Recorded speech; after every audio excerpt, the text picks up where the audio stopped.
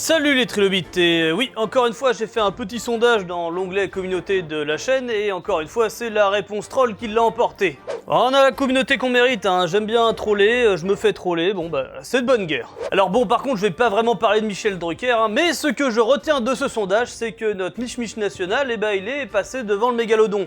Et ça, quelque part, c'est beau. Il me semble même que Michel Drucker est apparu avant le mégalodon. Bon, vous commencez à me connaître, hein, le mégalodon, il est bien trop connu et il y a bien trop de trucs à dire dessus, donc ça sera pour une prochaine fois. Le mégalocéros, pas loin derrière, et lui, il pourrait pas tarder à arriver, par contre. Et le pauvre mammouth en dernière position, hein, mais ça, je pense que c'est parce que la vidéo d'avant, c'était déjà sur des animaux proches des mammouths, hein, et puis il est bien trop célèbre, hein, vous commencez à me connaître. Du coup, bah, c'est parti pour l'avant-dernier.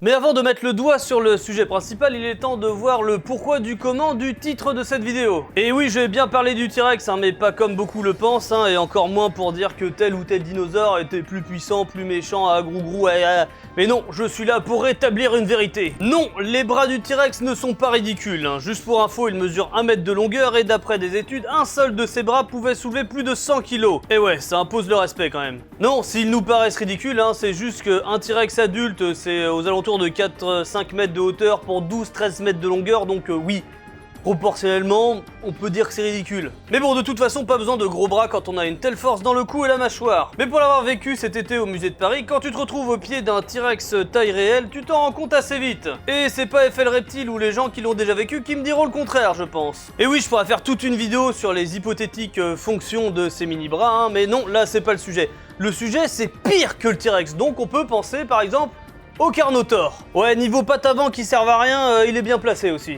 Pour le coup, si j'ai trouvé pas mal de choses sur l'utilité des bras du T-Rex, j'ai rien trouvé sur ceux du Carno. D'ailleurs, ça inclut tous les abélisauridés, hein, donc Majungasaur, Rajazor, Scorpion Venator, etc. Mais pareil, pas beaucoup d'utilité, hein, puisque était taillé pour la vitesse et les frappes chirurgicales. D'ailleurs, ça me fait penser à une comparaison que j'aime bien, hein. Si le T-Rex était un peu le lion, donc la force brute, et bien le Carnotaure, ça serait un petit peu le guépard, avec la vitesse et la précision. Et même si je l'aime beaucoup, faut bien avouer que ses bras sont plutôt ridicules, hein, tout petits et même pas articulés. Si bien que je me dis que s'ils avaient continué à évoluer, ils auraient pu carrément les perdre, un peu comme le Moa, un oiseau géant dont je parlerai bientôt. Mais restons dans les dinos purs et durs, hein, avec l'origine du titre de cette vidéo et le sondage, c'est-à-dire le Mononicus. Avec un Y d'ailleurs, et non pas un I. Bien joué Cédric. Alors qu'en plus je le savais, hein, mais c'est comme la glace plus compacte que l'eau, mais je sais pas, je crois que je devrais dormir un peu plus. Bref, je disais le Mononicus avec un Y et un K, parce que Mononicus avec CH, c'était déjà pris par un espèce de scarabée charançon avec une drôle de tête. En tout cas, Mononicus avec un Y ou un CH, ça veut dire la même chose, mono, un seul, nicus, griffe. Et donc le voilà notre grand gagnant du titre des bras les plus ridicules, le Mononicus. Ah si, vous pouvez applaudir, bah, de toute façon lui il peut pas, hein. Alors, notre cher unidoitiste vivait là où on a retrouvé ses restes fossilisés, c'est-à-dire dans une partie du désert de Gobi, plus exactement dans la formation de Nemjet. Je sais pas si ça se dit comme ça, mais en tout cas, on a retrouvé un paquet de fossiles datant du Crétacé supérieur à cet endroit. Et oui, c'est aussi là qu'on a retrouvé des Gallimimus et des Deinocheirus dont j'ai déjà parlé dans d'anciennes vidéos. Et ça tombe bien que je parle d'eux, hein, puisque le Mononicus fait partie d'une famille de dinosaures plus ou moins proches, hein, les Alvasauridés, qui sont nommés par rapport à l'Alvarezsaurus, qui a à peu près les mêmes caractéristiques, sauf que lui il vivait sur le continent sud-américain. D'ailleurs voyons un peu les caractéristiques de notre cher monodoigt. Première chose, on voit le point commun avec les autres sprinters, hein, c'est-à-dire un long cou, un corps svelte, mais surtout de longues et fines pattes arrière taillées pour la course. Et il lui fallait bien ça parce que ça devait être là son seul moyen de défense face à des prédateurs. Et il devait en avoir pas mal, et ça c'est lié à sa taille, dont on va parler maintenant. Alors oubliez tout de suite les 4-5 mètres de hauteur pour les dizaines de mètres de longueur du Gallimimus ou du Deinocheirus, là on est sur un poids plume. On est sur un dinosaure d'une cinquantaine de centimètres de hauteur pour 1 mètre de longueur à peu près. Alors oui, c'est pas bien grand et pourtant il fait partie des plus grands de la famille. Parce que vous avez aussi le Chouvia qui a un joli nom qui veut dire oiseau, mais surtout qui est tout petit avec ses 60 cm de longueur. Et ils vivaient tous les deux durant la fin du Crétacé dans le désert de Gobi qui n'était pas un désert à l'époque. Et comme on a retrouvé un fossile en plutôt bon état, c'est comme ça qu'on sait pas mal de choses sur leur famille et dont des traces de protoplumes par exemple. Un peu comme Nigel est en train de nous le montrer en ce moment même. Bon, on va maintenant se pencher sur sa caractéristique principale, enfin en tout cas le pourquoi je voulais parler de lui. C'est pattes avant bien évidemment, et là on peut se dire, qu'est-ce que c'est que ce truc ? Bah ce truc c'est un bras avec une griffe, et c'est vrai que c'est pas très commun. Alors on pourrait se dire que bah ça sert à rien, que c'est un vestige de pattes plus anciennes, hein, peut-être un petit peu comme les pitons d'aujourd'hui. Mais en fait non, puisque c'est bien toute une patte avec plusieurs os, des articulations, tout ça tout ça. Et d'ailleurs vu la taille et la forme un peu particulière, on peut se dire qu'il devait avoir pas mal de force, proportionnellement hein. Et grâce à ça on peut passer à la deuxième question qu'on peut se poser, hein, c'est-à-dire bah, à quoi ça sert?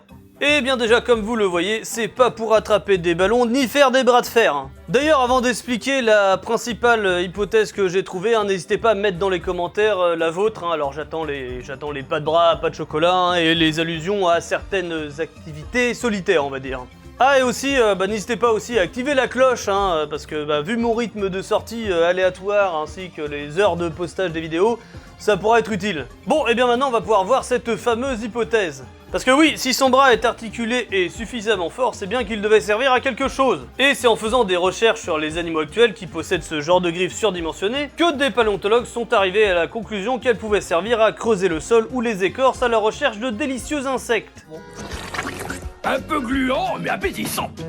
Ouais, si tu le dis. Bon, en tout cas, ça correspond bien avec la forme de sa mâchoire, hein, c'est-à-dire une forme longue tubulaire avec des toutes petites dents. Et c'est pour ça que vous voyez souvent des illustrations de Mononicus en train de fouiller dans des termitières ou avec des longues et fines langues. Langues sans doute inspirées par les fourmiliers et pangolins modernes, hein, qui ont aussi deux grosses griffes aux pattes avant et qui se nourrissent de termites entre autres. Donc on peut partir sur une alimentation à base de tout ce qui est plus petit que lui, hein, donc principalement des insectes. Voilà, c'est aussi pour vous donner une petite idée de comment peuvent procéder les paléontologues hein, pour émettre des hypothèses sur les façons de vivre des animaux disparus. D'ailleurs en parlant d'animaux mais pas disparus cette fois-ci, si je vous disais qu'il nous reste encore des Mononicus. Bon bien évidemment c'est pas vraiment le cas, hein, mais le Mononicus était déjà proche des oiseaux. Les oiseaux sont nos dinosaures modernes, alors imaginez s'il y avait un oiseau qui avait des griffes sur ses ailes. Dites bonjour au Vanotero, un petit oiseau d'une trentaine de centimètres vivant en Amérique du Sud et comme vous le voyez, il a aussi des petites griffes sur les ailes.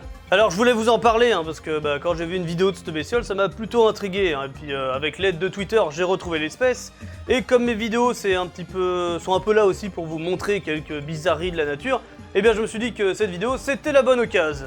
Et lui je me suis dit vraiment fallait que je le place un jour hein, parce qu'il me fait vraiment marrer et surtout que sur certaines photos on dirait qu'il se tient les tétons. Oh. Voilà, comme ça vous aussi maintenant vous voyez que ça. Par contre lui c'est pas un rigolo hein, parce que ses griffes là ça lui sert pas à se nourrir, ah non, ça lui sert à défoncer tout ce qui s'approche un peu trop près de lui ou de son nid, que ça soit des rapaces ou même des humains. Et ouais, ils sont un petit peu réputés pour avoir un sale caractère. Bref, revenons à notre Mononicus avec un petit résumé puisque j'avais déjà plus rien à dire dessus. Donc le Mononicus est un petit dinosaure vivant à la fin du Crétacé en Asie, sans doute insectivore, et rapide pour fuir ses prédateurs comme les fameux vélociraptors par exemple. Et comme le Paléoloxodon de la dernière vidéo, encore une fois c'est drôle d'avoir dans la même famille un dinosaure ayant les bras les plus longs du règne des dinosaures et un autre n'ayant qu'un tout petit doigt et une griffe. Sinon niveau surnom j'attends les vôtres dans les commentaires, hein. Moi je vais rester sur un classique Moignonsaurus je pense ou même un Moignonicus tiens. Niveau film et série, je m'attendais à rien trouver, et puis en fait, si. Déjà, comme vous l'avez vu, il apparaît aux côtés de notre cher Nigel dans un épisode de Walking with Dinosaurs de la BBC, et j'ai vu dans les commentaires qu'il y en a pas mal qui le connaissaient de là. Et attention, notre Mononicus, il apparaît aussi dans...